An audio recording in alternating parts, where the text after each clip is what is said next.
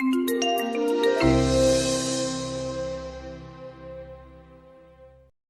kick us off, the first thing we're going to do is actually watch a quick video about the Kenny Aronoff experience before Kenny comes up here.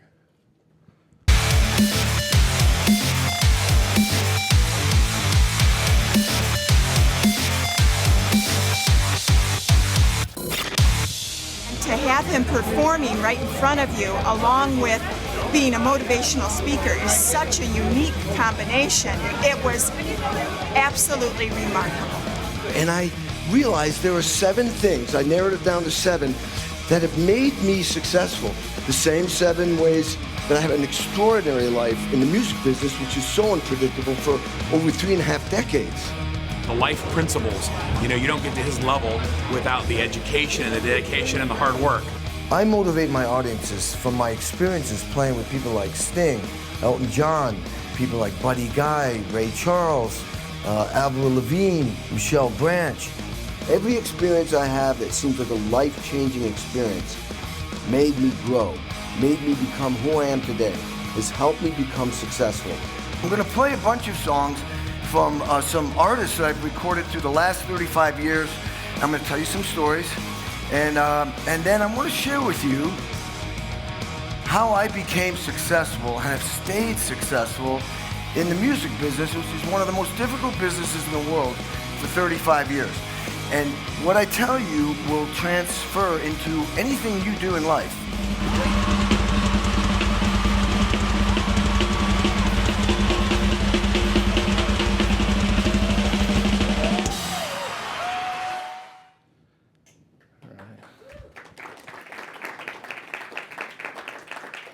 So Kenny has drummed on over 60 Grammy-nominated or awarded recordings, representing over 300 million in sales, with over 1,300 that went gold, platinum, or diamond. Rolling Stone cited him as one of the top 100 drummers of all time. He's the author of Sex, Drums, Rock and Roll, Kenny Aronoff.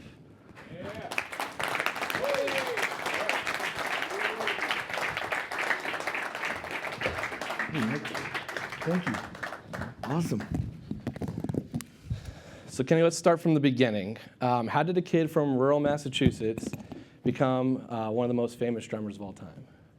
Well, I was just a little kid playing outside because there was nothing to watch on TV back in 1801. Well, and so there was nothing to watch on that. We had like a little black RCA TV set with the rabbit ears, and so there was nothing to watch, So we always played outside, and one day my mom yelled at me, my brother and me, to come inside. And I thought I was in trouble, when I came in like, uh-oh. And on TV, the Beatles were on TV at the Ed Sullivan Show.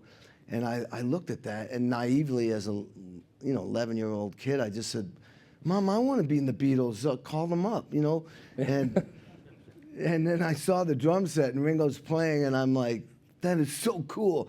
And being a hyper kid, I related to what Ringo was doing. I said, Mom, I want a drum set. Silence again.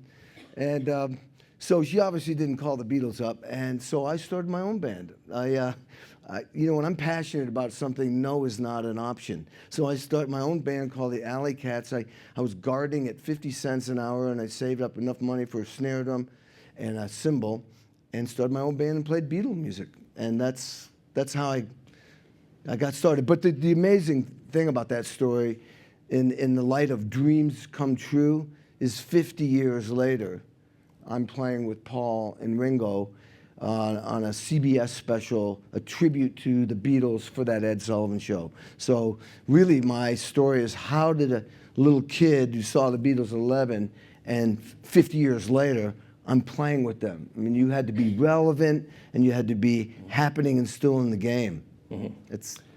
I guess that's the end of the interview, right? Yes. We're done. Any questions? Yeah. Now, you didn't have immediate success right away. So talk me through the time at Tanglewood. I think you didn't get in on your first 3 tries, and it was the 4th time that you got into Tanglewood, which is the Boston Symphony Orchestra? Well, my education went like this. When I was young, there was no, rock and roll was new, so there was no mentors or a teacher to teach me how to play rock drums. But the Boston Symphony Orchestra was 3 miles away from my house in Western Mass. So I don't know, somebody told me about this percussionist, Arthur Press. who was in the Boston Symphony Orchestra. So I started studying with him. And, you know, he made me play timpani and mallets and not rock and roll. But I had nowhere to, I wanted to become educated. I wanted to learn more. Taught me how to read and, you know, theory. And in my family, we all went to college. So when it came time to, you know, what's your major going to be, I went music. I mean, that was like the most logical.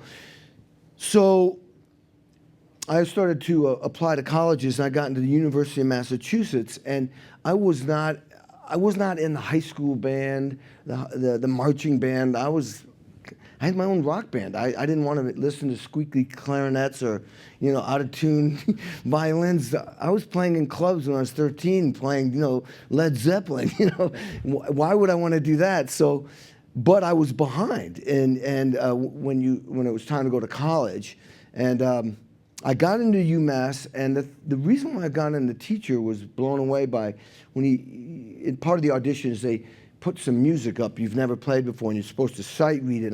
I'd never even played a marimba before, and I'm trying to play this marimba because I had a set of vibes at home that I practiced on. I'm trying to sight read. I missed most of the notes, and the teacher went, well, and I went, no, I'm going to try it again. I think I stayed there for 5 minutes trying to learn this piece right in front of him, and he went, I'm going to enjoy teaching this guy because this guy works hard. He's trying. He really wants to make it. So I got into UMass, and during that year, even though I wasn't the greatest, my eyes were always forward thinking. I got to be with the best school, with the best musicians. So up the road, about 5 hours, was Eastman School of Music. I applied there to transfer. Got in, but there was no room for me as a transfer student. And there was this hot cellist that was a junior at UMass who said something about going to Aspen School of Music, run by Juilliard, summer program. I went, ooh, I got to go.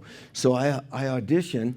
And the audition was, you know, play 3 out of 4 categories like snare drum, timpani, marimba, and multiple percussion. Well, I made a tape of all 4 thinking I'd get some extra credit. I don't get in. You know, last day of school, I'm going to go home, study with the percussionists from the Boston Symphony Orchestra. I got a rock band. And as I was leaving school, I went, I forgot I should check my mail. I go there, looks like there's a check. And I open it up, and it's, you've been accepted to Aspen. 2 weeks later, I'm at Aspen. Worst percussionist there. By the way, the cellist never showed up. So but I was the worst percussionist there. One of my most humiliating, degrading experiences in my life. I got in, but I was the worst. But if you look at the picture that was taken of all of us, I may have been the worst, but I became the most famous and probably the most successful out of that group. From just pounding it in like a running back. I've just been that running back that just keeps, all I see is the end zone. And I have a line that's like, I'll never be as great as I want to be, but I'm willing to spend the rest of my life trying to be as great as I can be. It's like a running back, the greatest running back. You name it, you name me the greatest running back, and he definitely doesn't score a touchdown every time he gets the ball, does he? He doesn't, but he's constantly play by play, game by game, season by season, looking at that end zone, and that's how you become successful. So at that music school was a teacher who taught Indiana University School of Music, which was rated #1 in the country in classical music. It was Indiana University, Juilliard, which ran Aspen, and Eastman, which I had auditioned for. So I'm like a bottom feeder at UMass, but I was going for the top. And I get into Indiana University. The teacher up there that taught, very, very demanding, very strict audition. That school is kind of like being in the Navy SEALs. They're going to weed you out. If you get in, you have to prove yourself constantly because that's how they keep their standards high.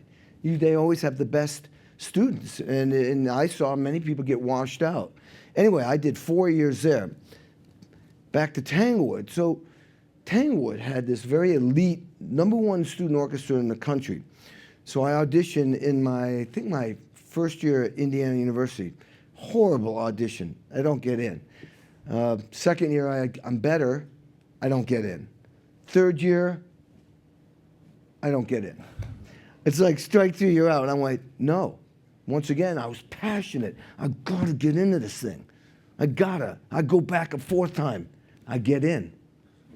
I work with Leonard Bernstein, Aaron Copland, Arthur Fiedler, Saz Yerzawa, mentored by the Boston Symphony Orchestra. I mean, you are well groomed. And when I graduated college, I got into the Jerusalem Symphony Orchestra and Quito, Ecuador Symphony Orchestra. And not to jump ahead, but that was the end of my formal education, pretty much as far as orchestral stuff. Let's jump ahead, because Bloomington and being at Indiana ultimately led to you meeting John Mellencamp. Right.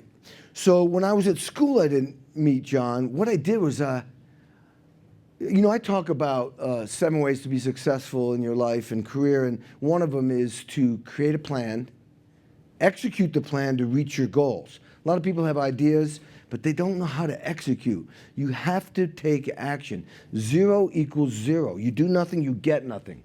So if you're waiting for something to pop out of the sky by just sitting on your couch and watching TV, ain't gonna happen. It's not gonna happen. I made my career. I made it happen.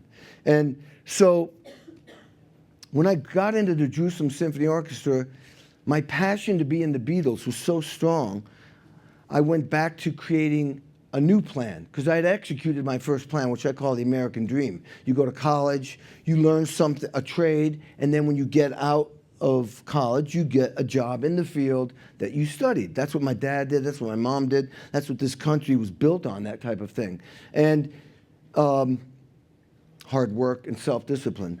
So my passion to be in the Beatles was so strong. What do? I go back and live at my parents' house humbly in Western Mass and start studying with a drum set teacher in New York, a drum set teacher in Boston, practicing 8 hours a day, 7 days a week.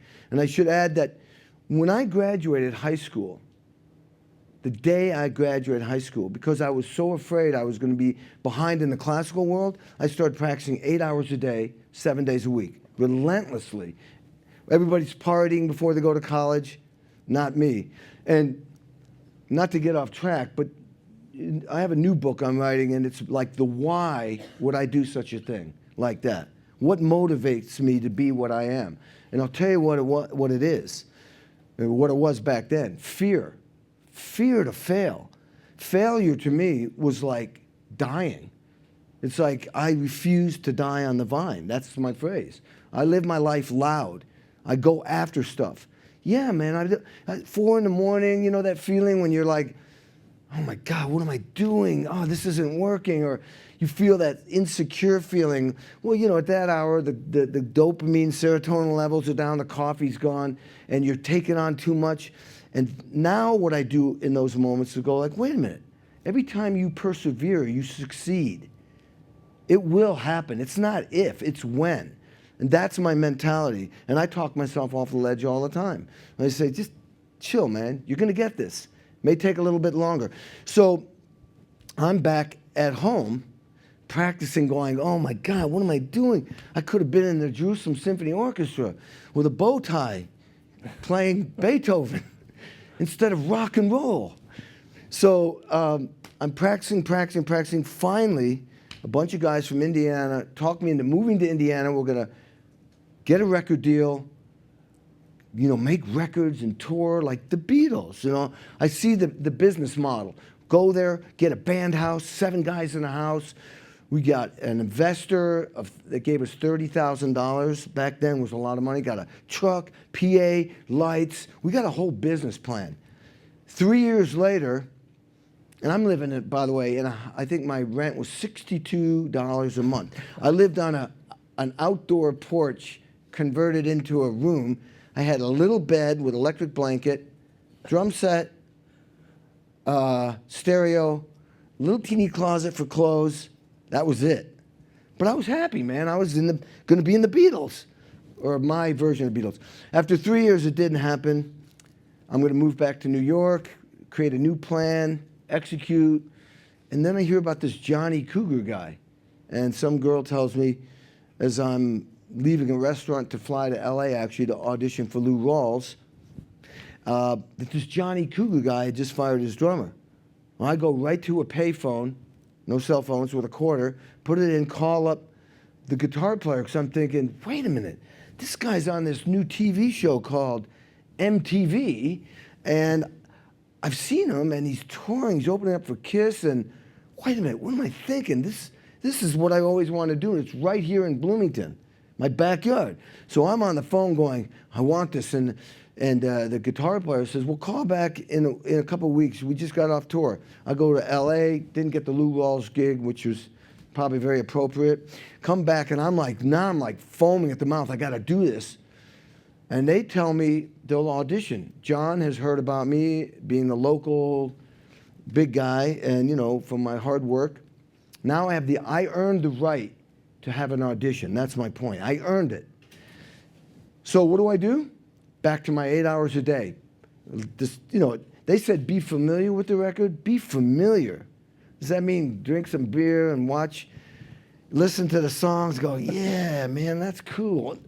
I wrote every single note out, memorized every song. I'd walk out of the room, go, I need a lover.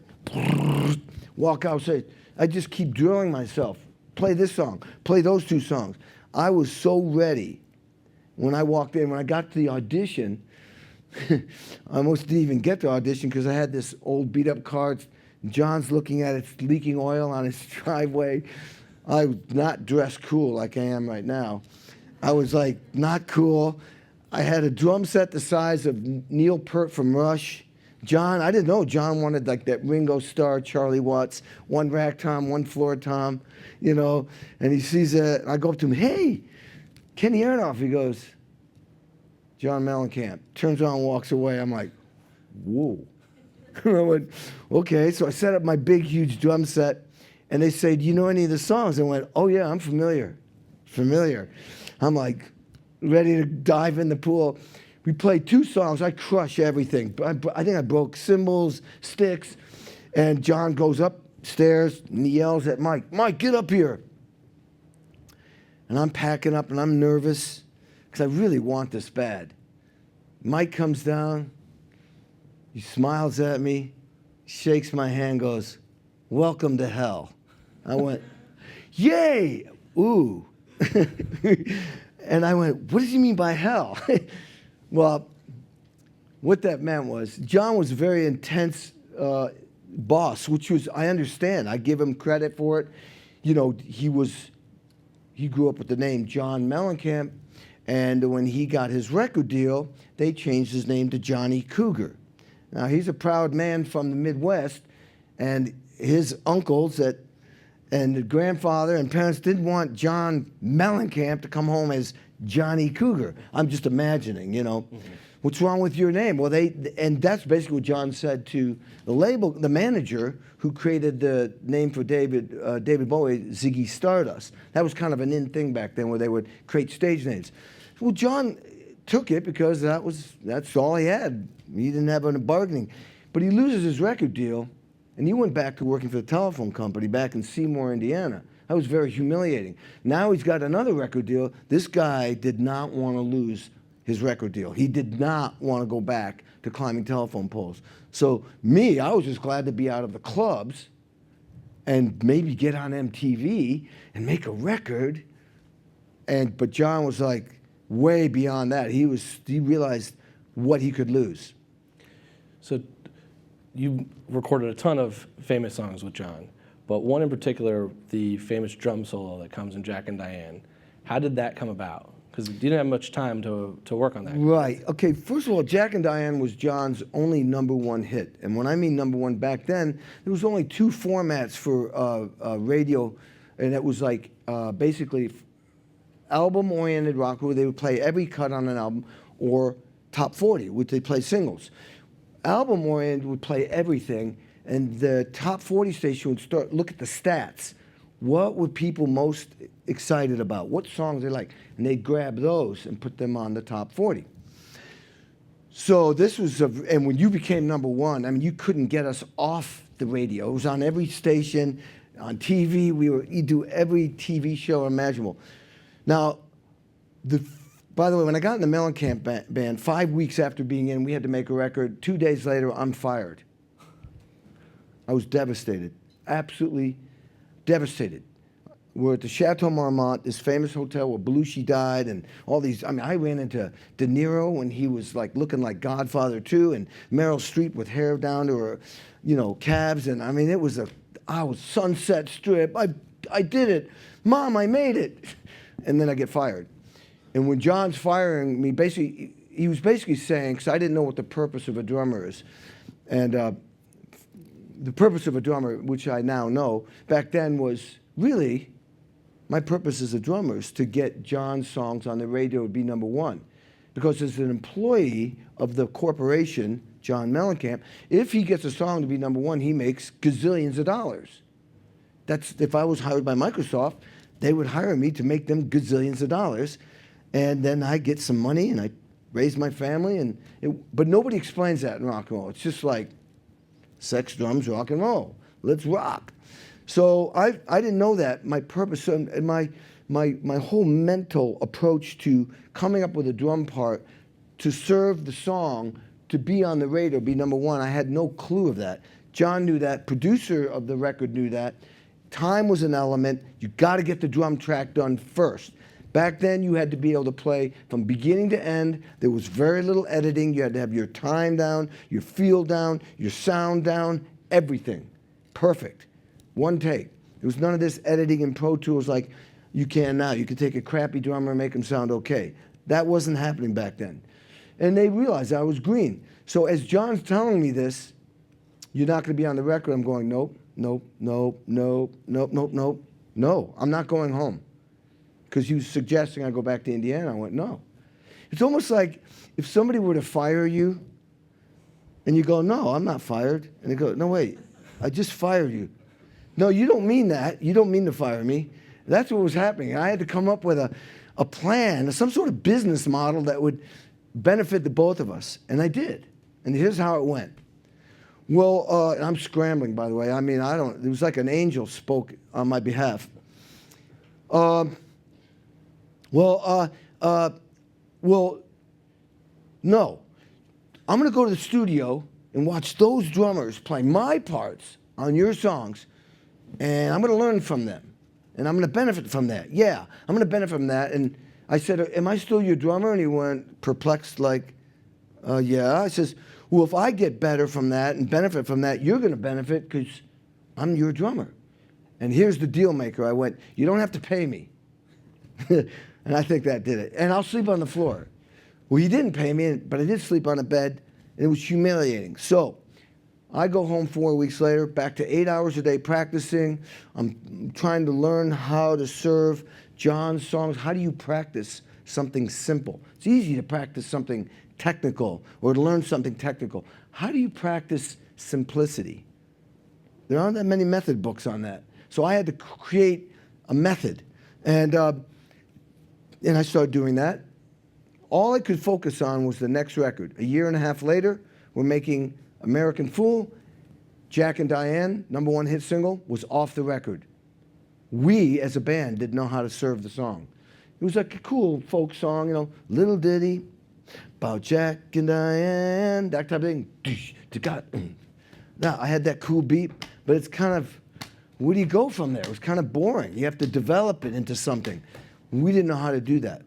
So it's off the record. One day a guy walks in with this metal box, and I said, what's that? He says, it's a Lin 1 drum machine. What are you going to do with that?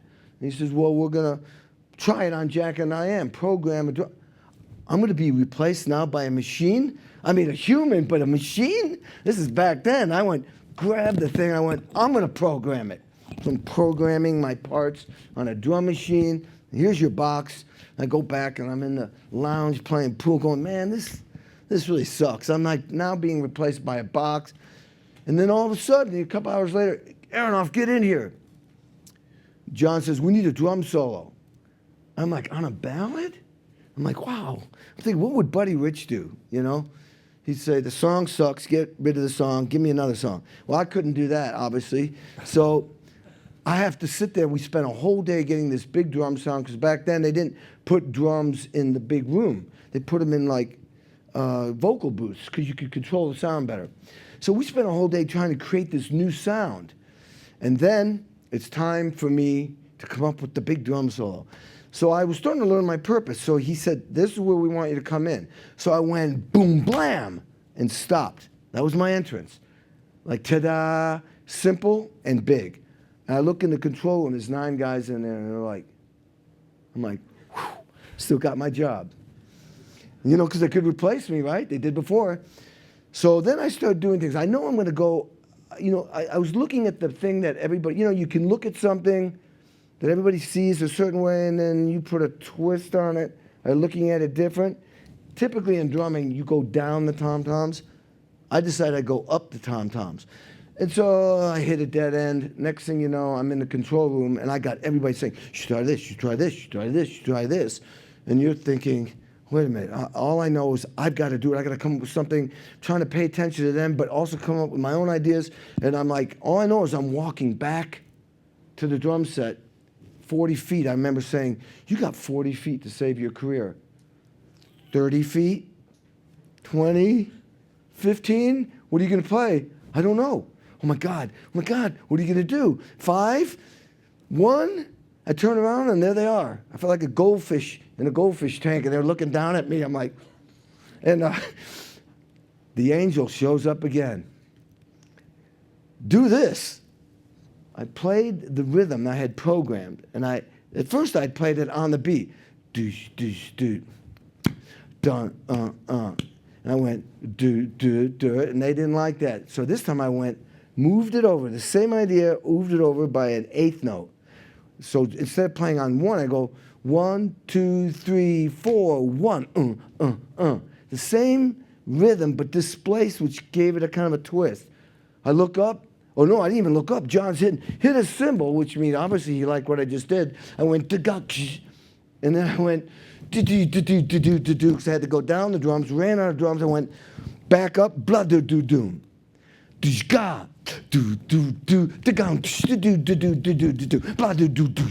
And then they're like, do a groove. Long story short, I came up with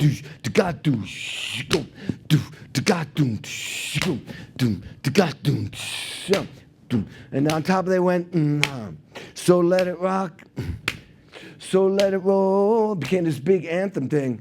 Bingo, number 1, John's a gazillionaire. And I got credit for being, you know, the drummer on the whole thing. It's like, who's Kenny Aronoff? Who's this guy? I was in the same room that I got fired in at the Chateau Marmont, where I heard the song went to number 1. And to be honest with you, I celebrated for about 1 second, and then I got scared. Like, oh my God, I have to do this again. Can I do this again? How do I do this again? Whoa, pressure. There I was again, fear. And yeah, so that was I'd say arriving and executing my second plan and reaching a goal. I now was on a number 1 single that's still played today, and launched my career as a rock and roll drummer. Mm-hmm. And you did it again. I did it many times. I've been on, not only have I been on number 1 singles, but they were huge, iconic, like I'll Do Anything for Love, But I Won't Do That by Meatloaf, which that album sold 40 million. I was on That Thing You Do, the Tom Hanks thing. You guys may not remember this song, but Belinda Carlisle, Heaven on Earth, was a huge single. That was my first number 1 hit single outside of Mellencamp. Blaze of Glory by Bon Jovi was a huge hit, a very pinnacle moment for John, because he did a solo record that went number 1 and sold millions of copies.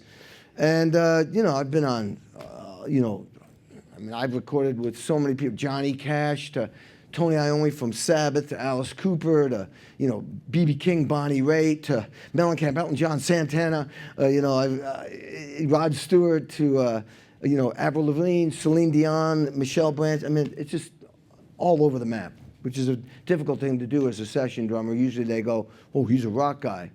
But there I am recording with George Jones, Conway Twitty, last performance ever. You know, I mean, it's been incredible. So let's transition to the book, where a lot of these, you know, incredible stories are. How did you find time to write a book with all the touring and all the studios and all the sessions? Were you able to? Well, I didn't want to write the book. Didn't you hear? I never wanted to write my book. I knew this was going to be a pain in the butt, and it was. The guy, I went on tour with this super group called Chickenfoot, which is Sammy Hagar and Michael Anthony from Van Halen, and the genius guitar player Joe Satriani. And Chad Smith, the drummer from the Chili Peppers, is the original member. And Chad had to go back on tour with the Chili Peppers and make his $8 billion a month salary. Just joking. And so Chad said, Kenny's your guy.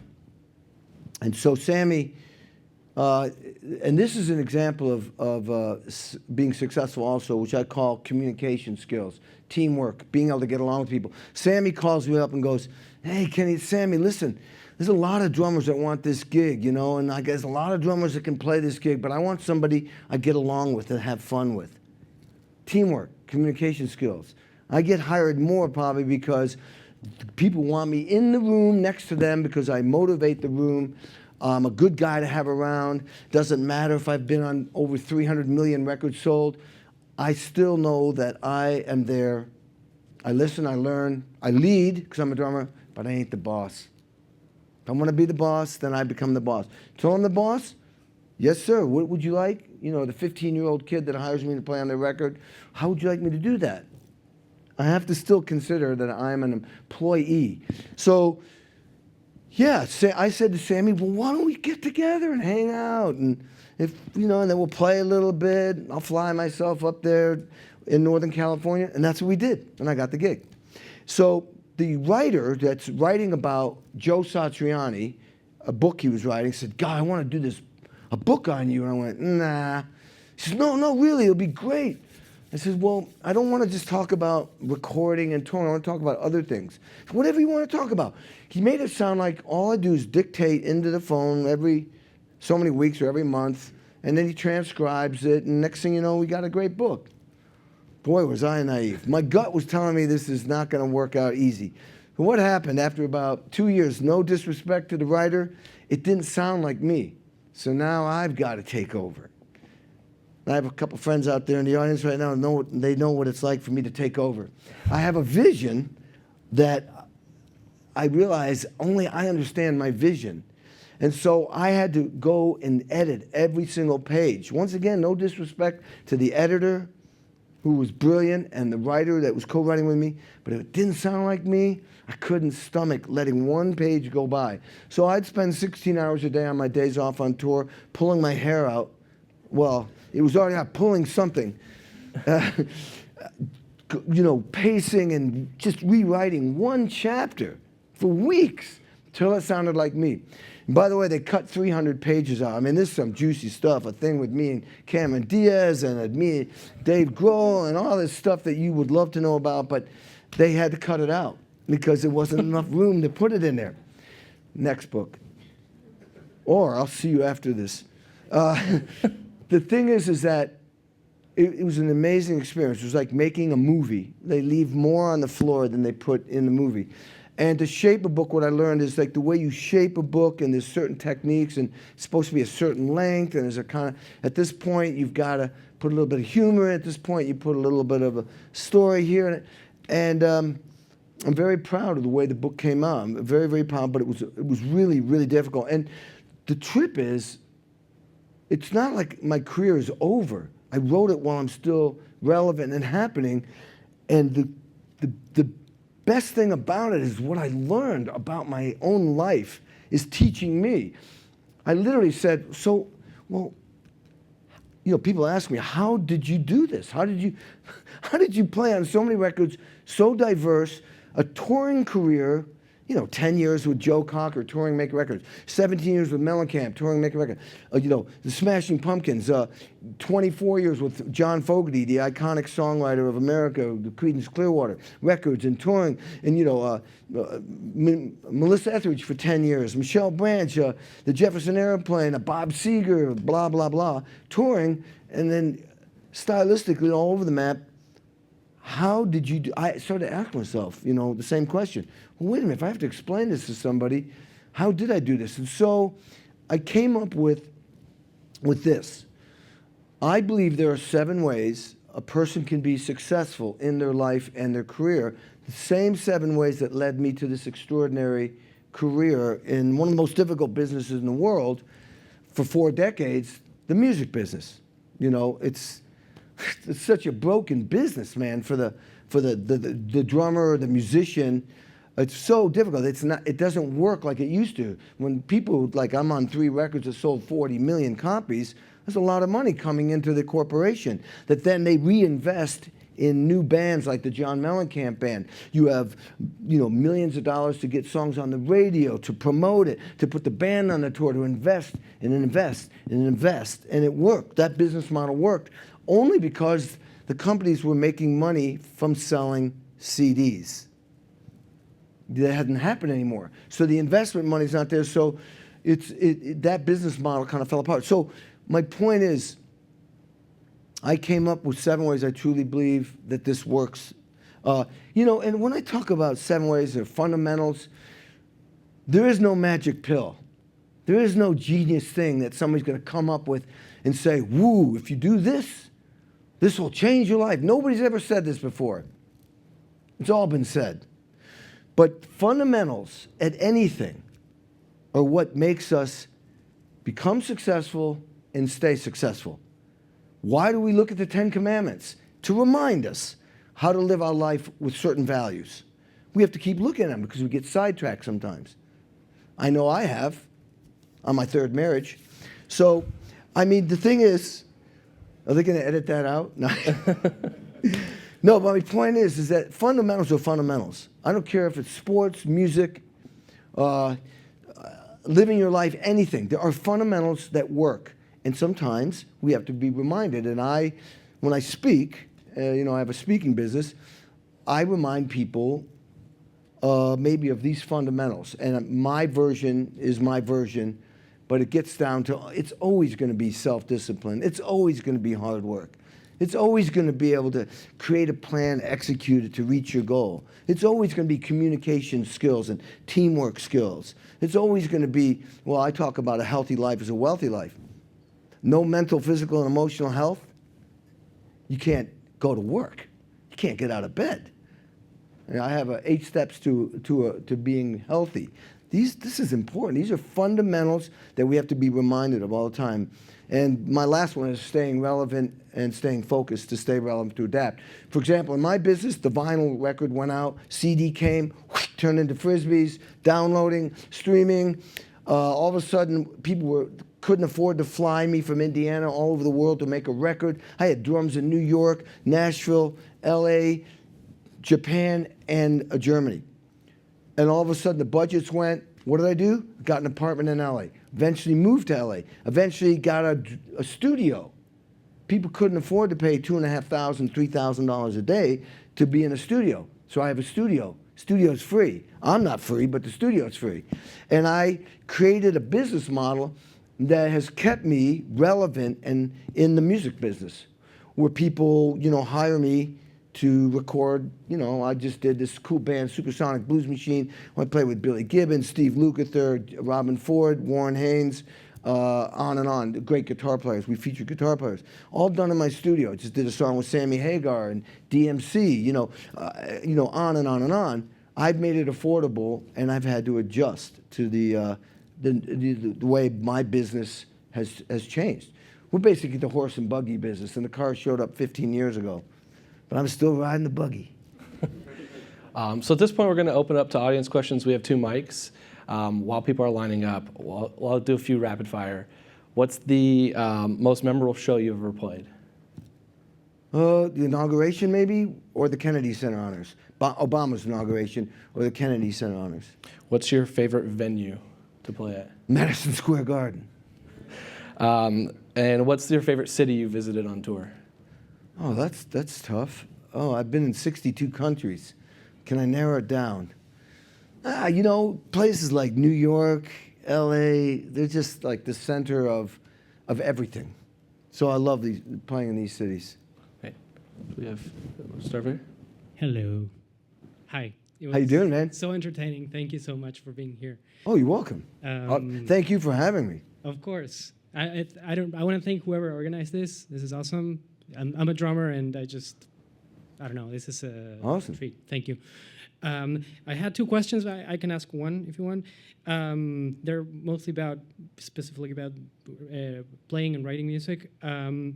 When you do drum parts, do you like usually working with the backing track, or do you prefer working with the live musicians? Like, say, do you prefer laying down your drum parts with a guitar and the bass player, or do you prefer just listening to the tracks and just, I mean, That's a good everything is like, like to the grid with the click now, so yeah. Well, that's a great question, and I'll tell you how I do it. Obviously, I prefer playing in the studio, with all the players at the same time, because there's that interaction, and the better the players, the better it is, because boy, they'll push you and you push them. Yeah. But nowadays, with that business model I was telling you about, a lot of times people send me demos. I mean, Sammy sent me an electric guitar and his voice. Badass. It was so bad, so inspiring. But there was an open palette. So can you imagine, like, oh my God, I don't want to do the wrong thing. What is your vision, Sammy? That's the first thing I ask. And he goes, well, kind of make it like Led Zeppelin. And I went, okay. So I asked a few more questions.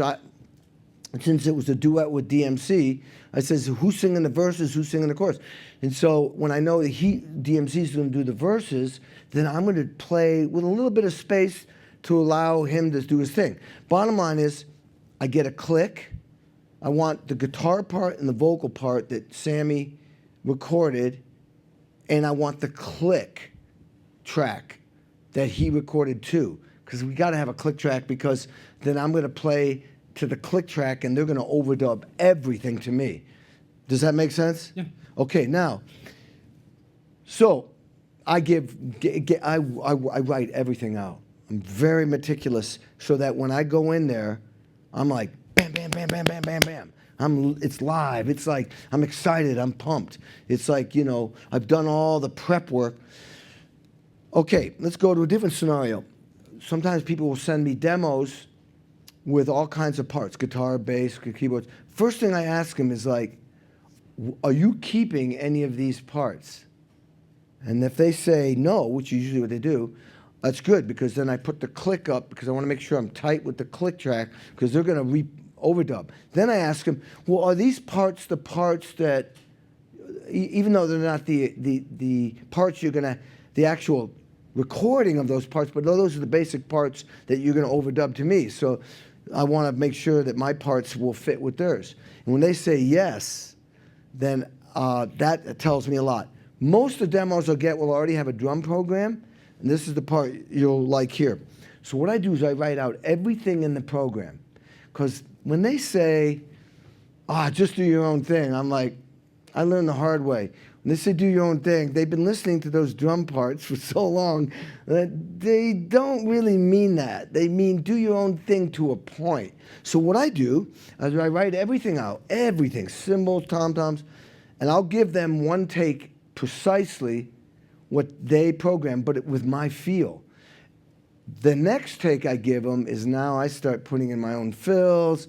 I might, instead of the open hi-hat in the chorus, go to the crash cymbal, or maybe in the B section I play fours, like a Motown beat, because I feel like it drives it more. The third take I go even further.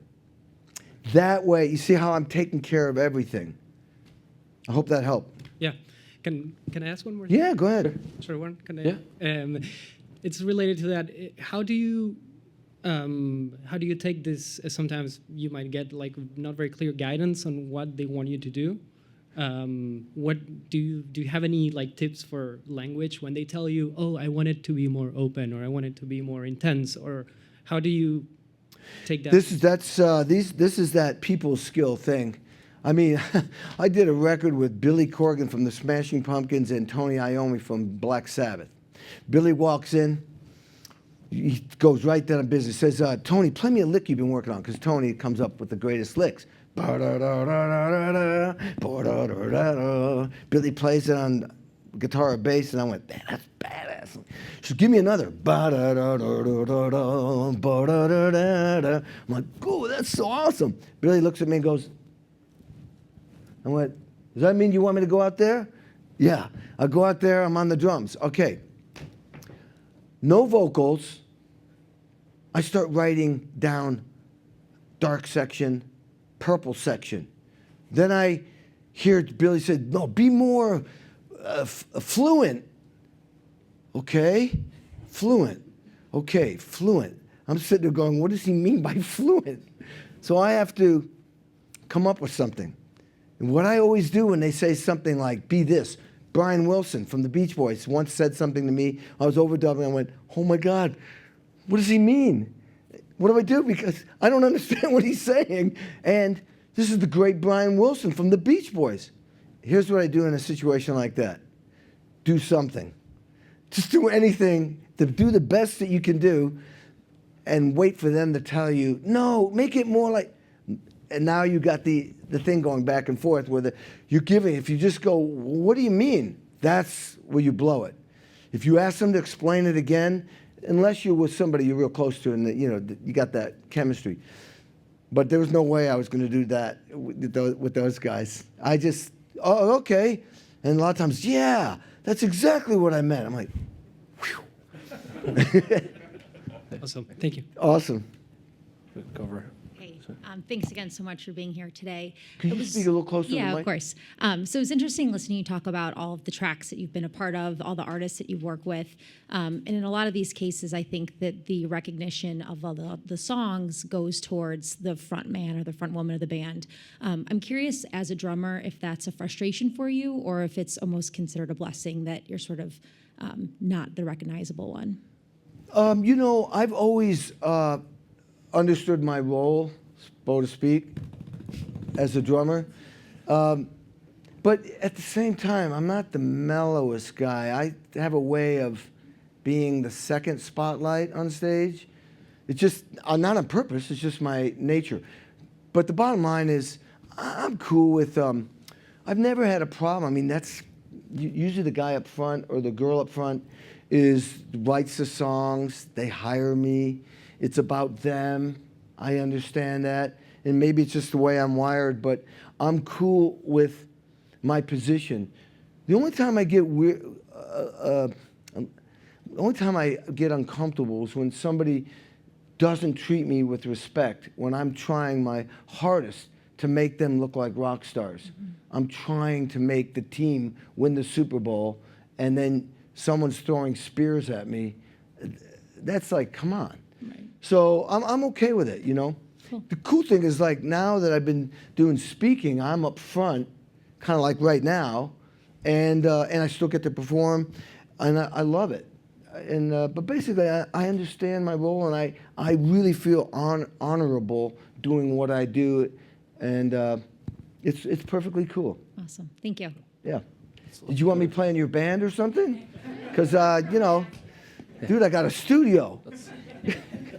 It's really interesting hearing you speak about a lot of these, the history of the music industry and the general trend and direction. I've been reflecting on these because I just recently seen the documentary on HBO, The Defiant Ones, and I guess I was curious about if you'd seen it, if you had thoughts on it, and just in general, where you think the general direction of the industry is going. I haven't seen that one. Is that the one with... It's with Jimmy Iovine. Yeah, Jimmy Iovine. And I've known Jimmy for a long time. I mean, when he was just a producer. And, he's an example of somebody. I think somebody mentioned that he talks about how he just pounded and pounded and pounded. Your stories are similar. Yeah. All right, so he did it in his way in the business, and I did it my way in the business. Yeah, we both are bald and beautiful. No, joke. It's just joke. It just sounds good. Bald, beautiful. And badass. Bald, beautiful, badass. Anyway, well, like I said, the music business has drastically changed. The thing that I'm most frustrated with and disappointed with is that I feel that, given that the budgets are where they are, that mediocrity has been accepted too much. I think mediocrity is an epidemic across the board. That people are settling for stuff that doesn't have the value that I think that music in my business has had in the past, and it's the whole system perpetuates that because you don't have money. When I was with Mellencamp, we do a whole album and throw it away and start again, painfully you know, because we had the money and the budget to do that. John wasn't loaded, and we lived in Indiana, but we would throw away stuff and come up with great stuff. 4 years. I thought it was going to be a year and a half. I mean, great stuff takes time. I was talking to a movie producer because Kodak Film is going to do a documentary on me, and I was talking to another film producer, and he's talking about 7 years making. I think he did the Janis Joplin. He was involved with the Janis Joplin documentary, and 6 years on this. I mean, things take time, and time, you know, is attached to money a lot of times. That's the problem. So there's a lot of stuff that is being praised as a genius, and it's not. I'm sorry, you know, it just is not. And when I say mediocrity, the thing is, if people are saying they love that, then they love that. And then if people are buying that, then it's considered successful. But that doesn't mean it's genius or great. I guess that's what I'm saying. And that's okay, man, because everything's in trends, you know. When you have stuff like that, that will perpetuate, other people go, no. You know, people who somehow find a way of writing and creating great stuff in whatever a business they're in. Thank you. You're welcome. I'm trying to make it quick. Thanks for that talk. It was very, very interesting and inspiring. Cool. I guess my question is, the two things like rock and roll and working hard, they don't, by intuition, they don't go along that well, right? I mean, as a kid, it seems like you talked about looking at Ringo Starr, and I think when Lennon was asked about Ringo Starr, whether he's the best drummer in the world, he said something like, he's not even the best drummer in the Beatles. So my question is, how could you, as a young kid, how could you see through this something that looks easy? How could you see through it and realize it demands hard work? And how can we teach our kids today that this is the way to go, and it's not like as easy as it seems, like going to Joshua Tree and just produce a #1 record? Well, the reason why, when you're a little kid, I'm looking at the Beatles like, I want to do that. Yeah, I was naive, you know. I thought you get there, but when I started to try to do that, I realized, wow, this is hard. This isn't good. And then you start practicing, and you're seeing it doesn't come quickly. That's where I didn't mention the fifth thing in my 7 keys to be successful, which is called RPS. Repetition of anything is the preparation for success. Jason Day, this amazing golfer, won 7 PGA tournaments in 10 months last year. 6 hours a day, 7 days a week he practiced.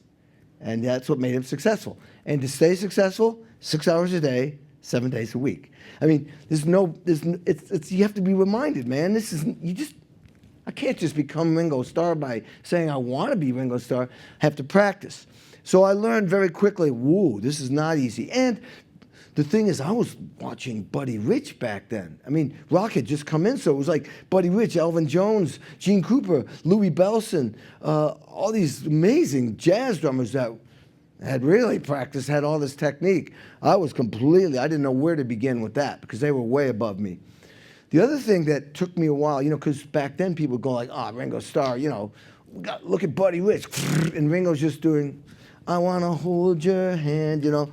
And but then later on I realized, wow, style, personality, vibe, influence to the corporation, the team. That's what he was brilliant at. Mick Jagger, I recorded with the Stones, and Mick said, you know, I was doing this little gourd. I was playing on a beaded gourd with a brush. At the beginning of a song, Charlie Watts was playing the hi-hat. Mick comes up to me and says, be careful not to get in the way of Charlie Watts' hi-hat, the vibe, and it'd be as if you did a stroke across a canvas, like, oh, I can do, wow, that's really good. Something about it is magical. Charlie Watts is that guy. Mick said, no Charlie Watts, no Stones.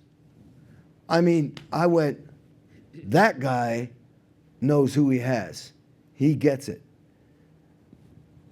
He gets it. Mick gets it. He understands the genius of Charlie Watts, even though he's simple. He is brilliant. Same with Ringo. On paper, people go, oh man, I don't get it. It's not technical, it's not, you know. all that, you know, but they are serving the song and the team geniusly and affect everybody. Those two things I just told you about is what made me realize, wow, you can't sit on a couch and drink beer, smoke pot, and expect to be great.